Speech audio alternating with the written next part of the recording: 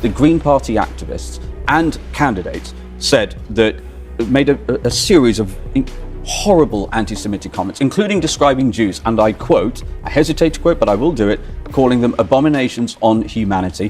What was meant to be a standard BBC interview quickly took an unexpected turn. Instead of sticking to a routine political discussion, Zia Yusuf shifted the focus entirely. Rather than simply defending his party's position, he directly challenged the BBC itself. Accusations of bias, inconsistent standards, and selective reporting were laid out in real time. The conversation didn't just become tense, it became confrontational, raising bigger questions about media accountability. And they also claimed that the arson attacks on the Jewish charity ambulance were a, quote, false flag. A Green Party council candidate made that same claim. The BBC has not even reported on that, Laura, and I think that's unbecoming of the BBC. The discussion moves rapidly across topics, starting with energy policy, touching on data privacy, and then pivoting sharply into criticism of the media's role in shaping public opinion. It's a shift that feels deliberate. This raises an important question. Are we witnessing a genuine critique of media practices or a strategic move to redirect pressure? The line between holding institutions accountable and political maneuvering can be thin, and this moment sits right on it. More power to them. What is totally unacceptable is walloping hard-working British people with the highest energy costs in the world as a direct result of green levies on people's bills, just so that virtue-signaling politicians can get on private jets and go to Davos and compete over who can be Greta Thunberg's best friend. That is the height of insanity. Pay close attention to both what is said and what isn't addressed. Sometimes the most revealing parts of an exchange are the gaps, the deflections, and the missed follow-ups. This clip offers more than just surface-level debate if you look carefully. If you're interested in clear, unfiltered political analysis that goes beyond typical coverage, make sure to subscribe and stay with me as we break this down step by step. So welcome to the programme. Now, Reform this week has launched a prize draw saying that Nigel Farage would pay a whole street's energy bills. But we had a look at how it works. You'd have to fill in your email address, you'd have to give all your personal data and say how you would vote. Isn't that just you going after people's data rather than trying to have a serious policy? So Laura, if you're entering a competition, you do need to offer some details, and no one is obliged to talk about how they voted. But the reason why we launched that competition is to draw attention to the fact that Reform is calling on this Labour government to change course and actually reverse all of these awful energy policies that the Tories put in place. So let's talk about every place that people watching this programme are going to come into contact with energy costs, right? Number one, at the petrol pumps and the diesel pumps. So we're talking about an emergency halving of VAT and reversing this abominable increase in fuel duty that's coming. And on your home energy bills, we're talking about abolishing VAT completely and removing all the green levies. And can I just say, Laura, I couldn't believe my ears hearing Kemi Badenoch talk about how she wants more drilling in the North Sea when it was the Tory party that slapped a 75% tax on it, abolishing the green levies that give us the most expensive energy costs in the world. It was the Tories who put those levies there in the first place. They are shameless arsonists offering to rebuild your home, having spent 14 years burning it to the ground. And we'll come to your policies in a second because people will want to know how you plan to pay for those promises. But firstly, on this point about the competition that you're running, what are you going to do with people's data? Because if you fill in a form, hand in your data, hand over your date of birth and your address, what are you going to do with people's data? Well, I was chairman of the party for a significant portion of the last couple of years. I personally oversaw our GDPR and data compliance, and I'm very comfortable with our position on that.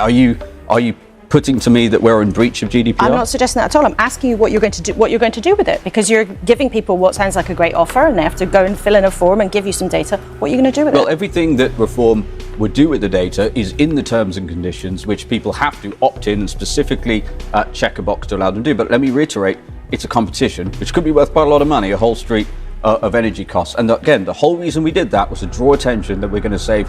The policies I just mentioned are going to save £200 off the annual home energy bill of the average British household during the cost of living crisis and reduce petrol prices by 12p per litre and diesel prices by 14p a litre. Before we roll the clip, take a moment to focus on how the question is framed. It begins as a straightforward issue around data privacy, but notice how quickly the direction changes. Also, listen carefully to the tone on both sides. It plays a key role in how the exchange unfolds. These small details often reveal more than the headline argument itself. That then, so let's look at taking VAT off energy bills. That would be roughly, we expect to cost about $2.5 billion. Where would the money for that come from? Yeah, so let's talk about that. So this is more than covered by stop spending British taxpayer money on things that don't improve their lives. So we'd scrap the electric car subsidies, we would end the subsidies on heat pumps in your boiler, and we would end the insane experiment that's currently going on. £9 billion over the course of this Parliament, Labour is spending the British taxpayers' money on carbon capture experiments. Cumulatively, over the 5-year period, that is £14 billion. That more than covers all of the measures we're taking to reduce cost of living for British people. But wouldn't then heat pumps, which some people want to put into their houses in order to bring their bills down in the long term, electric cars, which some people want to drive in order to live a more environmentally friendly life, or maybe they just like the look of them, and both of those industries support jobs in this country. So wouldn't costs go up and jobs in green industries be under threat by those decisions? First of all, this is a fallacy.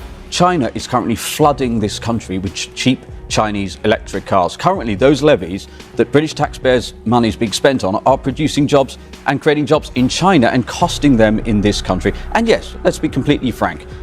It is, if somebody's watching this program and desperately wants a heat pump in their house, yeah, you're not going to get that subsidy under a Reform government. But people watching this program who fill their petrol cars up and their diesel cars up and wince and fear opening their energy bills, all of that would reverse under a Reform government. What about if you work, though, in a green industry? Maybe you're involved in a wind farm, maybe you work for a renewables company.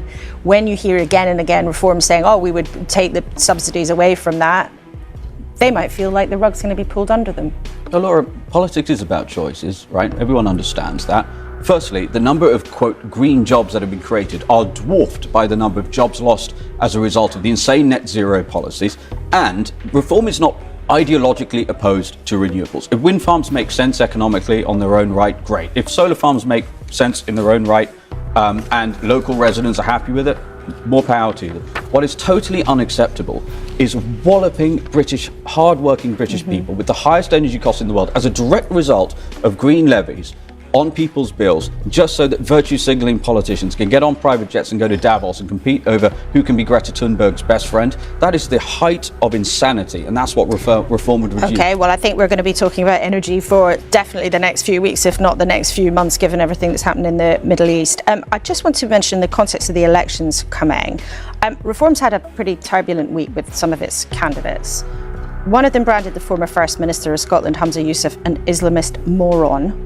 Another candidate made offensive comments aimed at the Jewish community. Another was photographed doing a Nazi salute. Now, Nigel Farage told us last year your vetting process would improve, it would be rigorous, that you would not have the same kind of problems that you had in the general election with candidates. That doesn't seem to have worked, does it? Well, look, firstly, obviously, all of that's abhorrent and the party's taken action on that. But why does it keep happening? Laura, Reform has vetted over 8,000 candidates over the last couple of years. Even if our success rate is 99.9%, a handful will slip through. But I want to make a very important point actually on vetting and how these things are covered, because yes, of course, it's reasonable to hold Reform to account. But what consistently happens is the BBC pounces on every single Reform mishap and gives it vastly disproportionate coverage in your news cycles and completely ignores the far more voluminous misdemeanors and frankly egregious things that people from other parties say. Let me give you a real example. Proportionately, Zia Yusuf, proportionately Reform has lost more councillors over this kind of thing happening than the other political parties. That is actually incorrect. That's actually incorrect, right? And I want to make an important point, because it was just a couple of days ago the Green Party activists and candidates said that made a series of horrible anti-Semitic comments, including describing Jews, and I quote, I hesitate to quote, but I will do it, calling them abominations on humanity. And they also claimed that the attacks, the arson attacks on the Jewish charity ambulance were a quote, false flag. A Green Party council candidate made that same claim. The BBC has not even reported on that, Laura, and I think that's unbecoming of the BBC. Zia Yusuf, we must end it there, but thank you very much indeed for coming into this studio this morning. If you found this breakdown helpful, don't forget to like the video, subscribe for more, and share it with others who want a clearer view of what's really happening in these interviews.